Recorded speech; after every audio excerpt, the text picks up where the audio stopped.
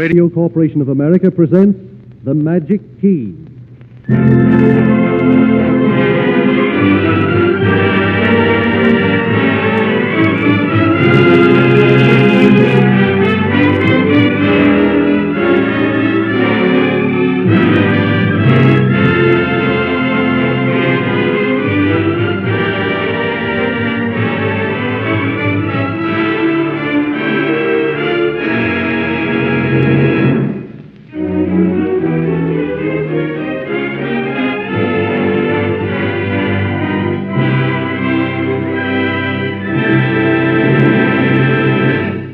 Through the universal radio service of the Radio Corporation of America, the Magic Key of RCA turns to present an hour of entertainment from New York City, New Orleans, and Rio de Janeiro, featuring Rudy Valley and his Connecticut Yankees, Gene Raymond, supported by Sidney Fox in a scene from his new starring motion picture, Love on a Bet, Francia White, popular young radio and light opera soprano, the sterling performances of Hannah KLINE and Pauline Gilbert on two pianos, John B. Kennedy in a special Mardi Gras feature, and Frank Black and the NBC Symphony Orchestra playing first the brilliantly rhythmic Polonaise from Tchaikovsky's Eugene Onegin.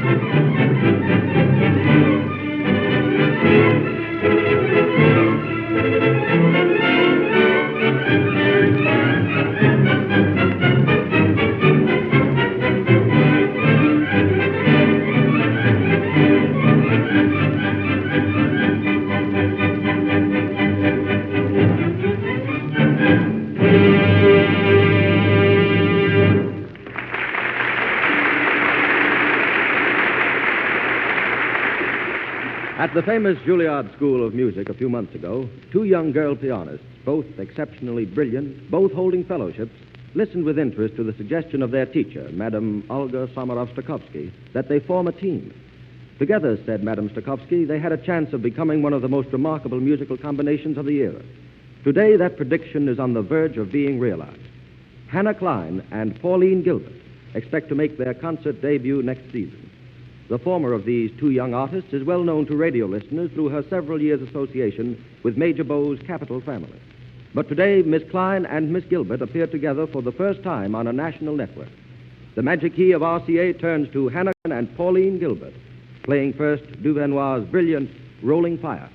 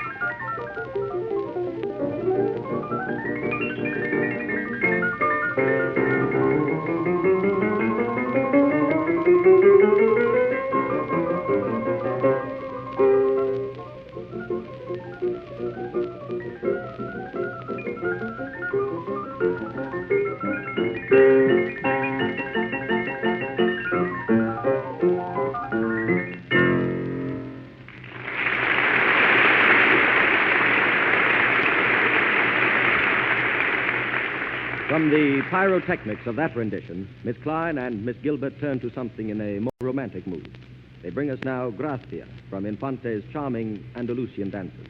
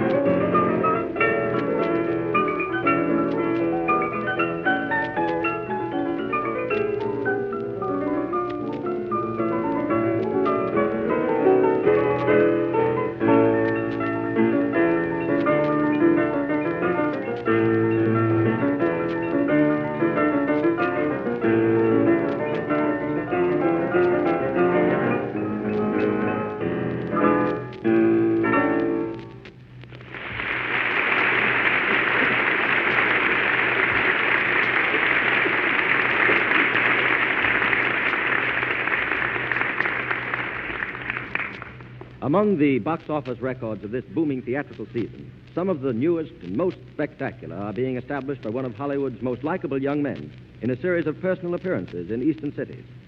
As if this were not enough, the gossips of the picture colony are already buzzing with the excited comment that Gene Raymond's new RKO radio picture, Love on a Bet, will be the first surprise hit of 1936, and will also make Mr. Raymond more popular than ever with the American public. In today's radio version of a portion of the picture, Mr. Raymond is supported by the charming young screen star, Sidney Fox, and the well-known radio actress, Alice Frost, in the parts played in the picture by Wendy Barry and Helen Broderick. The Magic Key of RCA turns to Gene Raymond, who will himself describe the circumstances of the scene. Mr. Raymond.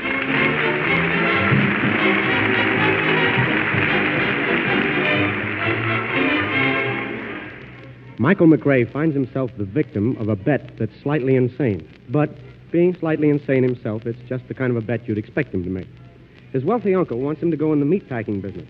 But Michael himself wants to be a play producer, so they make a wager.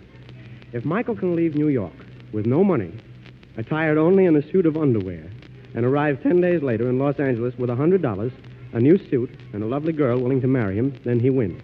And the uncle puts up the money to back the play. But if Michael loses, he goes to work in the meatpacking plant. As we fade in, it's early morning of Michael's second day out of New York. So far, he has managed to acquire an ex-soldier's uniform and an overnight job as a desk clerk in a small country hotel. He's also met the girl. Her name is Paula Gilbert, and she and her Aunt Charlotte are driving to Los Angeles. They gave Michael the lift that's taken him this far and went right up to their room. The bet is now beginning to seem less and less important. What Michael really wants is a few minutes alone with the girl. So he thinks of a pretext that brings her downstairs to the comfortable lobby of the little hotel. Where's my message? Message? What message? That wire, telegram, whatever you said you had for me. Oh, yes. It goes something like this. When you're alone in the world, hungry and cold, there's nothing like a log fire when you grow old. That's just to make it rhyme. You see, I dabble a bit in poetry. There must be some kind of a law that could be passed against you. Well, I'd suggest writing to your congressman. Here's a pen. I might have known it would be something like this. Oh, don't go upstairs again. You'll freeze. Come on down to the fire and warm yourself. I'm just trying to decide whether freezing to death won't be more pleasant than being with you. Well, all my life I've been known as the lesser of two evils. Now, here's the first row center seat, right in front of the fireplace. Why don't you try it? There, that's right. You know, I think you're being unfair to me. If you'd let me, I'd try to give you a rough idea of what I'm like. That's what I'm afraid of. All right. I don't have to throw myself away on you. I have a sixth sense that always tells me when I'm not wanted. Where are you going? You can't leave me alone. Leave your seat. I'm just getting some marshmallows to toast. Must you do that? I despise the odor of toasted marshmallows. Ah, that's probably because in your youth, you were exposed to improperly toasted marshmallows. There's quite a group of you. The psychological term is, if you'll excuse the expression, marshmallow dislike 'em. Isn't there any hope for it? Fortunately, yes. The cure isn't far off. It involves a gradual breaking down of the marshmallow resistance. But it must be done carefully, scientifically, by trained expert toasters. You see, there are various degrees of marshmallow toasting.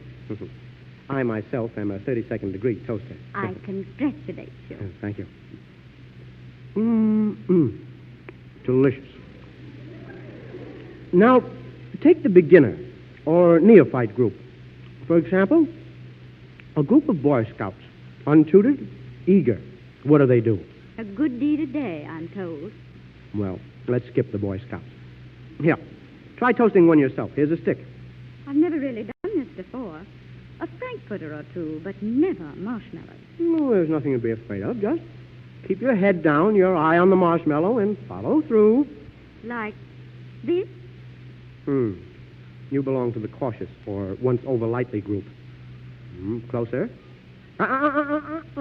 Don't singe it. Toast it. Ah, there. There you are. That's perfect. Now, taste it. That's good. Cured? Completely. What are you doing out bumming rides on the road? You don't look like a hobo type. Well, that's a series of long stories. All of them, I hope, with happy endings. Someday when we have time, I'll tell you all about it.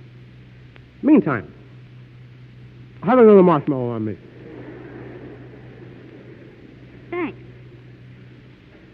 turn on the radio. Well, won't that wake your Aunt Charlotte? No.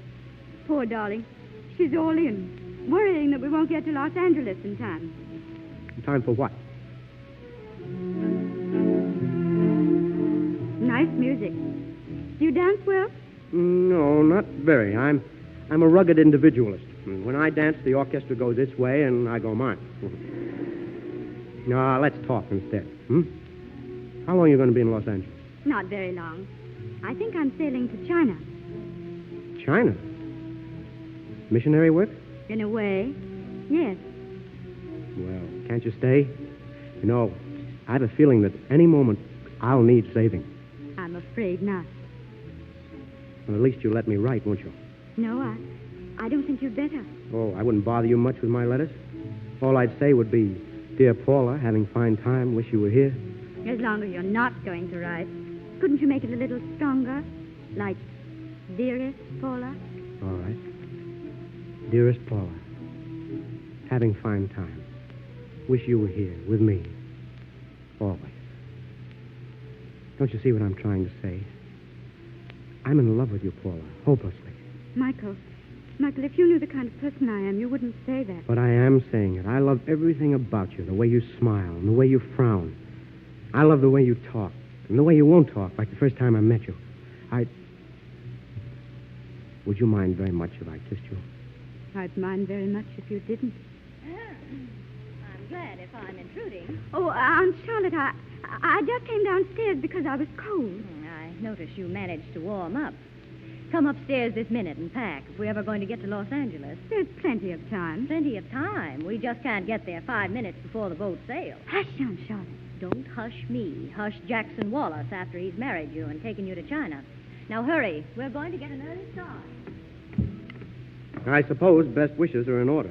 Michael, I didn't mean... Obviously, you didn't mean anything. You were just rehearsing. How did I do? Would you keep quiet for a minute and That's let me perfectly explain? all right. I can't tell you whom to marry. It's your life. Michael, you're behaving like a perfect fool. I have up until now, but I'm learning things. Oh, yes, another few days with you, and I'd have had a liberal education. Now, just a minute, mister. Before you go any further, I've got a few things You to don't say. have to tell me anything. You don't owe me anything. Yes, I owe you this. I am getting married, purely for money, for lots of money. What do you think of that? I think you're a smart girl. And I think you're too dumb to understand anything. Paula, will you please go upstairs and get ready? And as for you, young man, what are you putting your coat on for? Well, I figured on being your chauffeur When did you think that up? just now. Michael. Aunt Charlotte, I'll be a model boy from now on. I'll sit in the front of the car and drive, and I won't say a word. You may not say a word, young man, but it won't be in the front of our car. Oh, but if you should have motor trouble or a flat tire crossing the Arizona desert, well, there's nothing like having a man around to fix the thingamajigs. Are you by any chance inviting yourself to drive clear across to California with us? If you are, forget it. We can fix our own thingamajigs. We really ought to have someone on Charlotte in case the car breaks down. Come, ladies, decide. I'm practically giving myself away, but it's a clearance sale at the McRae's, and I'm half off. That's putting it mildly. We really need someone, Aunt Charlotte. By the time we get to Los Angeles, we'll be as batty as he is. That's better than not getting there at all. And I won't be able to do much driving, you know. I burned my hand on the motor at that last stop, remember? Well, this is against my better judgment. Oh, the best fun in life is against our better judgment. May I quote you on that, young man? Certainly. Well, come along if you're coming. Yes, ma'am. Thank you, ma'am. Say, which hand was it you burned, Paula? You know, I'll be darned if I can remember. Oh, I see. I knew you were a smart girl. I'll go up and get my bag. Meet you here in 5 minutes. Yeah, I'll get my pay, and I'll meet you here in 5 minutes. Paula. Yes? Paula, why go to China when you can see America first?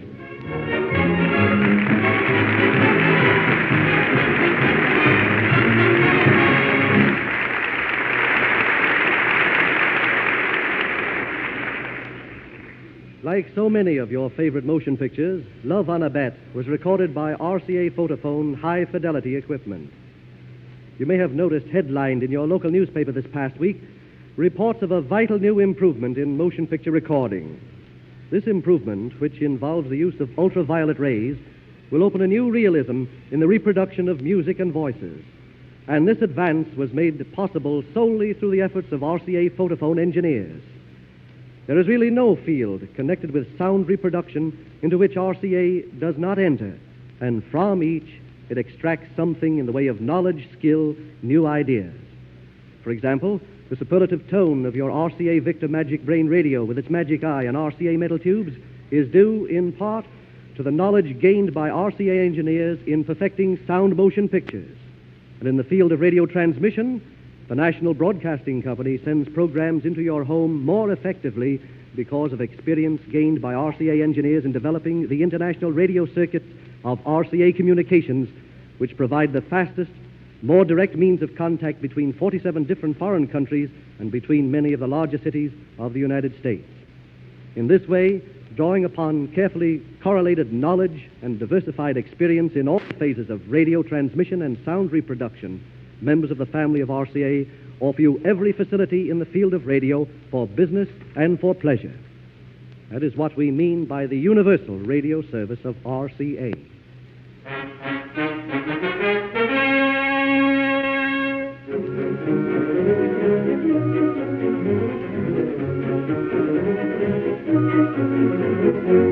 Frank Black conducts the NBC Symphony Orchestra in a selection especially appropriate to this season of the year. Mardi Gras from the Mississippi Suite of Ferdy Grothe.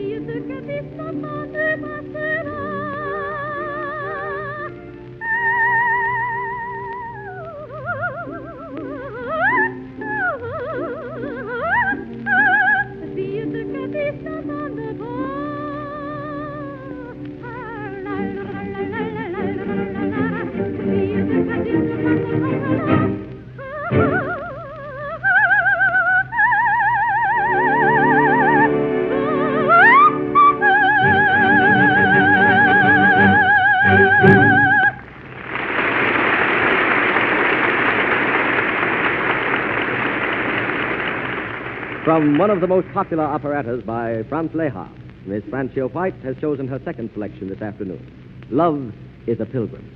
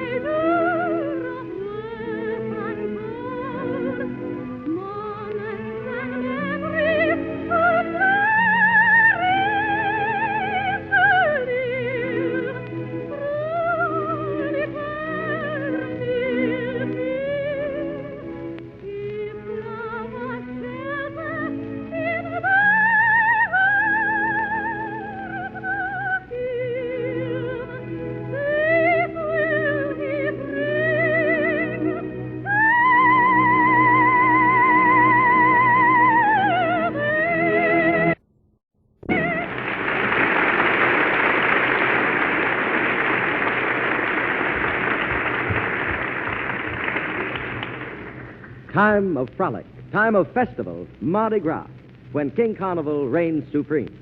Only 3 days now till Lent begins, and in countless cities of the world, people are making the most of that interval. Shall we join the merrymakers? In New Orleans, Mardi Gras capital of the North American continent, John B. Kennedy, noted NBC News commentator, waits to act as our guide. The Magic Key of RCA turns now to Mr. Kennedy in New Orleans.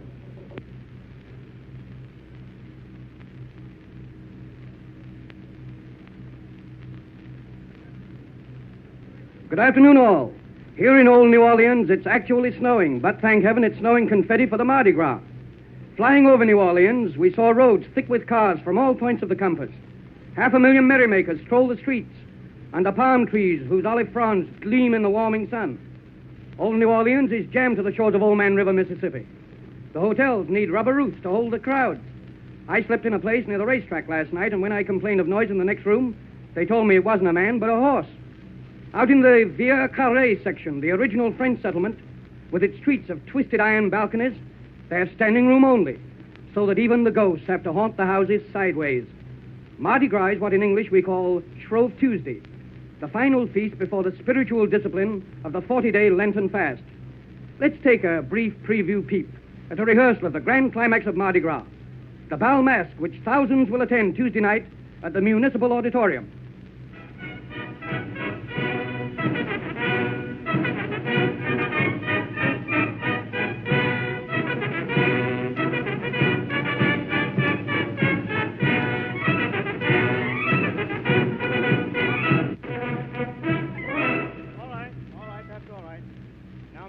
Let's take that other spot, and this is the most important spot of the whole evening. Let's take that Grand March from Aida one more time at the spot where the King and Queen make their entrance. And that has to be plenty big and solid. You understand, of course. Now, That's the way you'll get it. All right.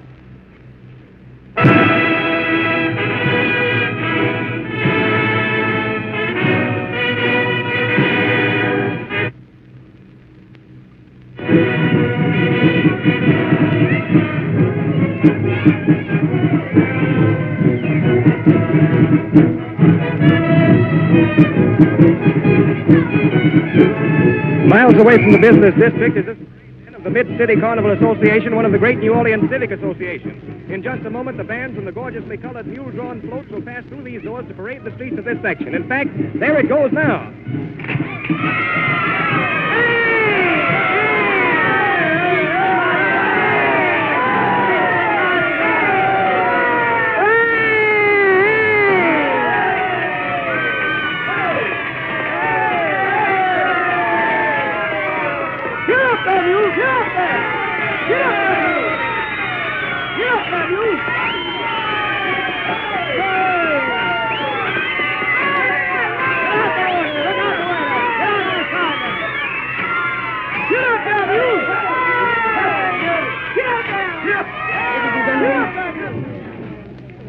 We're in the exact heart of old New Orleans, in the kitchen of Antoine's, one of the world's most famous restaurants, where gay Mardi Gras is underway.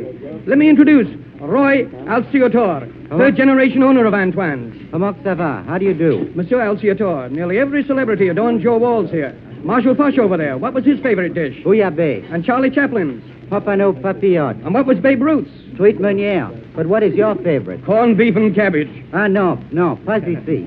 Well, thanks just the same. Here is a typical Creole belle. Here with the crowds, Mardi Grazing. What's your name, my dear? Yvonne Leblanc. Will you tell us exactly what a Creole is? We know it's a sauce, but it also seems to be a sorceress. Why, we Creoles are pure-blood descendants of the old French settlers in Louisiana. And you've always celebrated Mardi Gras? Oh, for generations, before we give up gaiety, for Lent. Well, what are you really going to give up during Lent? Oh, cocktails and second helpings at meals. What are you going to give up, Mr. Kennedy? Oh, the fourth dimension and alcohol rubs. Comment va l'heure des huit Rockefeller? Sweet Rockefeller. What? Is the mayor? The mayor is at the door. Well, the mayor's at the door. I want to ask him to come in. Will you come in, please, Mayor Walmsley? Please. Will you say a word? Oh, yes? Pardon. I have Mayor LaGuardia and four of the mayors here. All I can say is welcome to everybody for New Orleans. We're grand and our largest Mardi Gras. That's about the swellest mayoralty speech I ever heard. And here's Richard Crooks of the Metropolitan Opera. Dick, please say a word. Well, quite naturally, I've come here to enjoy a fine meal, the sunshine, and this great Mardi Gras. Mardi Gras. They call music after it, they call horses after it, and they call doctors after it. After all, it makes children rejoice, and adults children again. And unless we are as little children, we know we cannot enter the kingdom of heaven or have very much fun on earth. The Magic Key of RCA returns you to New York.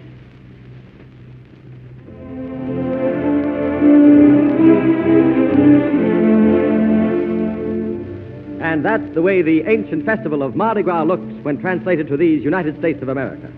But how about lands farther south, where Latin blood predominates and romance and glamour cling to even the everyday activity?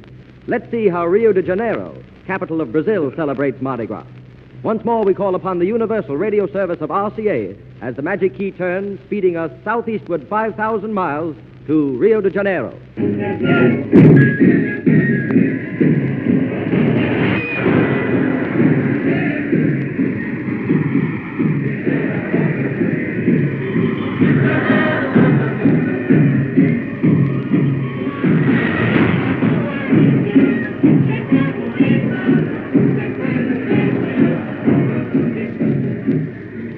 Rio Carnival once again. Brilliant sunshine, crowded streets, with people in all kinds of fancy dress.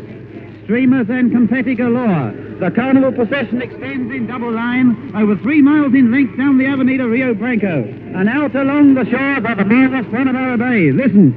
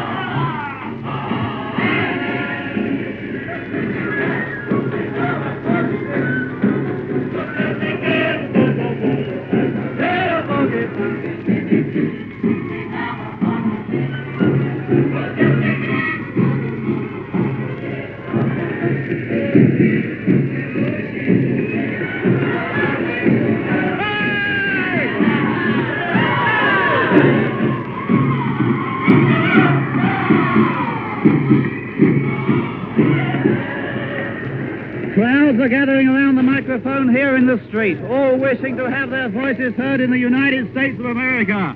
Hello, New York, how are you?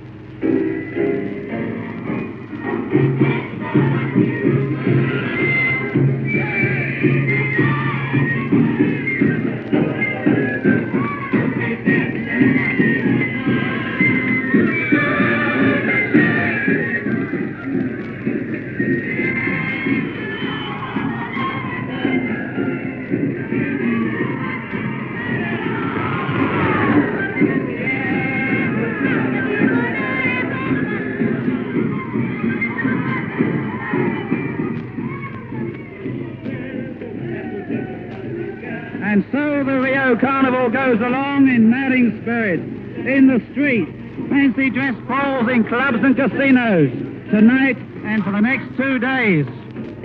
Unfortunately, the Magic Key of RCA turns speeding you back to New York.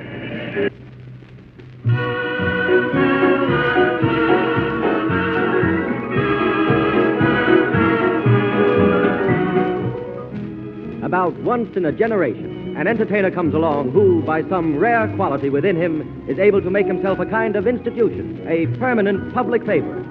9 years ago, Yale University graduated such a one into the entertainment field. Rudy Vallee, singer, actor, orchestra leader, and master of ceremonies par excellence. Mr. Vallee first sprang into prominence by definitely revolutionizing methods of popular singing. And ever since, he's been a molding influence in entertainment. He is as well known in Hollywood as on Broadway. Indeed, he and the Connecticut Yankees, his famous Victor Recording Orchestra, are famed throughout the world. On the radio, the Fleischmann's Yeast Hour, by courtesy of which he appears on this program, is among the most popular hours on the air. And at the same time, he is starring on the musical comedy stage in the new 1936 Scandal. The Magic Key of RCA turns to Rudy Vallee.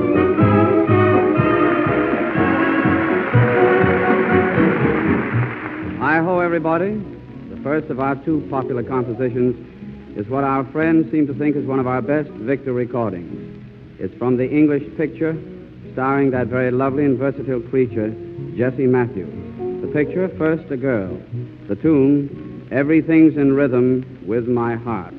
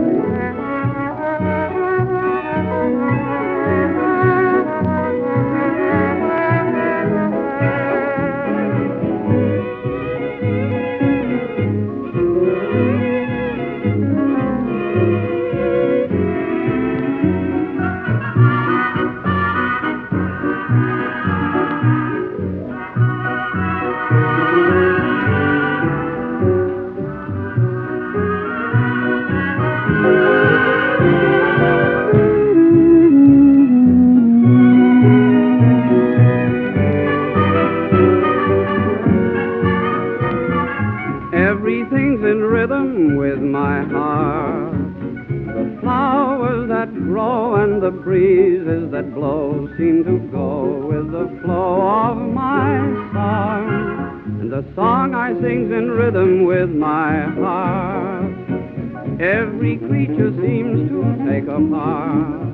Oh, the birds in the sky keep in time when they fly way up high as they migrate in spring. Even spring begins in rhythm with my heart. Makes no difference where I go on land or on sea. All hearts are dancing with me, they understand. Everyone's in tempo, even children at play. The world is happy and gay. It's grand, oh, everything's in rhythm with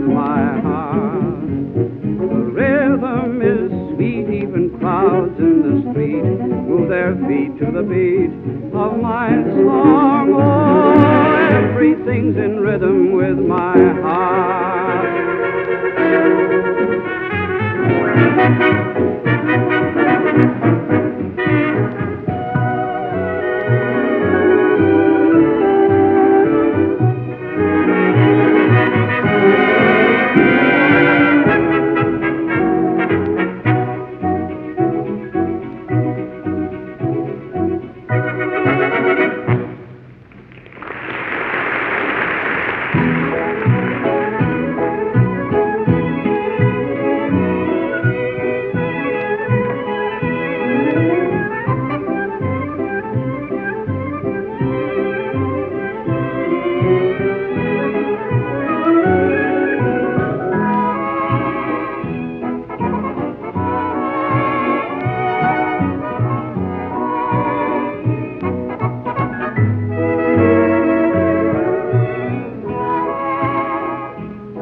Although I sing this tune nightly to Gracie Barry and the Scandals of 36, the recording of it on the RCA Victor record was the good fortune of my English colleague, Ray Noble, and his very excellent Dancipation. This is a sort of cross-section of the way we do it in Scandals. I'm the fellow who loves you.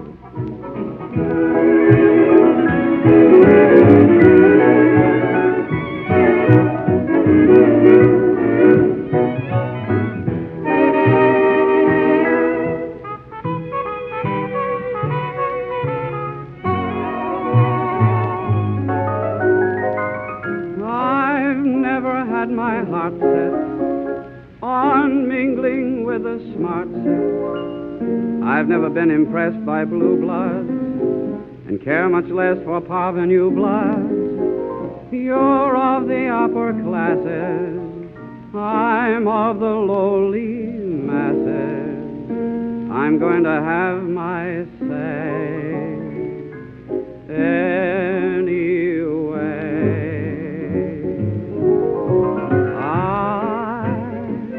I'm an ordinary guy, just getting by. But I dare to tell you, I'm the fellow who loves you, you, living on the avenue, among the who's who. I don't care, I tell you, I'm the fellow who loves you. Your folks have been pillars of society for hundreds of years. My folks are the everyday variety. Your father eats in tails and white shirts. My father sleeps in flannel nightshirts. Still, it gives me the grandest thrill. Here's me plain Bill, telling gorgeous you that I'm the fellow who loves you.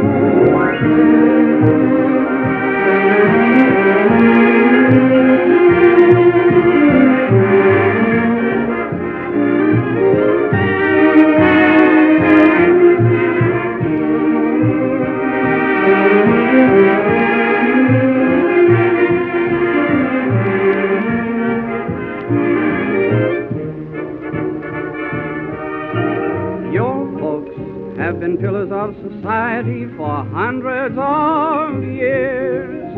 My folks were the everyday variety. Your dear papa is a man of ease. I think mine is a guy on the flying trapeze. Still, it gives me the grandest thrill. Here's me plain Bill, telling gorgeous you that I'm the fellow who loves you.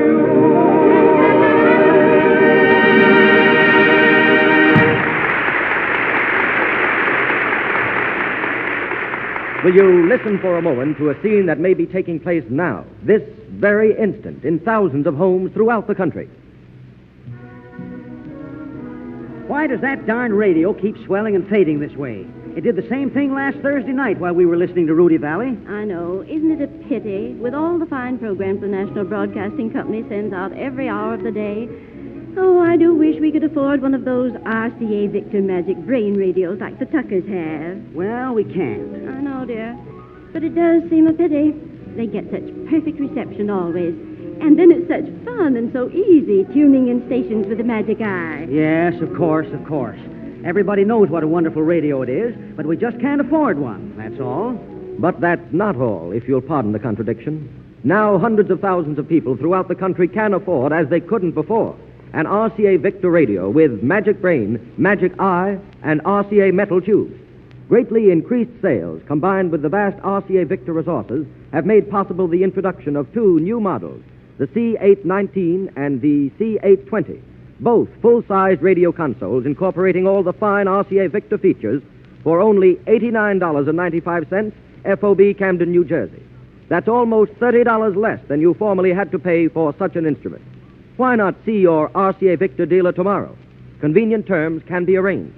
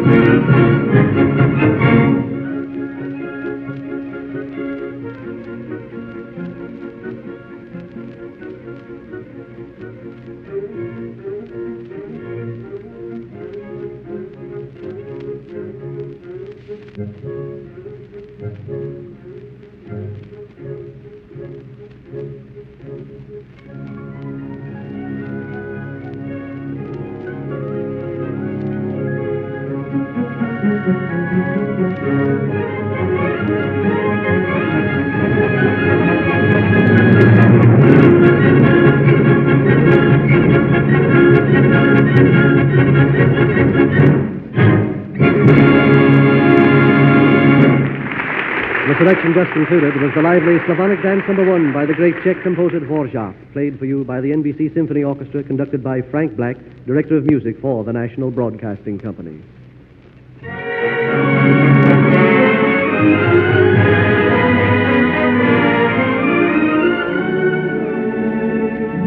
We cordially invite you to be with us next Sunday, when the Magic Key will turn again and members of the family of RCA will present a special program featuring the Minneapolis Symphony Orchestra under the direction of Eugene Ormandy.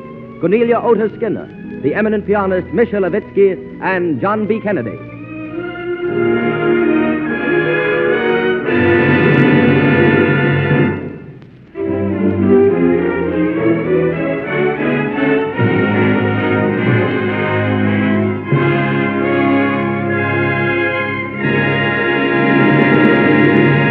This is Ben Grauer and Milton Cross speaking for one member of the family of RCA, the National Broadcasting Company.